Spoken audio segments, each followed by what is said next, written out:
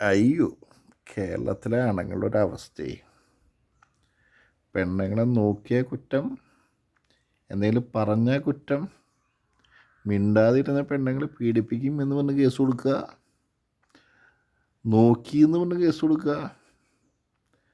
ഓരോരുത്തരുടെ അവസ്ഥ തന്നെ ജയിലിലിരുന്ന് ഇറങ്ങുന്ന നടന്മാരുടെയൊക്കെ അവസ്ഥ. ഈശോ, പെണ്ണൊരു ശാപമായി മാറിയിടി കേരളത്തിന്. പെണ്ണ് വിളക്കാണ്, മറ്റേതാണ് ഇതൊക്കെ പറഞ്ഞ് ലാസ്റ്റ് ശാപമായി മാറി തുടങ്ങിയപ്പോൾ കേരളത്തിലെ പെണ്ണുങ്ങൾ. ആണിന് ജീവിക്കാൻ പറ്റാത്ത അവസ്ഥയായി ഈ കേരളത്തിൽ. ഇനി വല്ല ഉപഗ്രഹം, വേറെ ഏതെങ്കിലും ഉപഗ്രഹത്തിൽ പോയിട്ട് ജീവിക്കായിരിക്കും നല്ലത്. ഈ ഭൂമിയിൽ ഇനി രക്ഷയില്ല. ഭൂമിയിലിപ്പോൾ ഏറ്റവും പ്രശ്നമുള്ള സ്ഥലം ഇപ്പോൾ കേരളമായി മാറിക്കൊണ്ടിരിക്കുക. പെണ്ണുങ്ങളെ കൊണ്ട് പൊറുതി മുട്ടി. എന്താലേ ഒരാണുങ്ങളൊരവസ്ഥ പറഞ്ഞിട്ട് കാര്യമില്ല.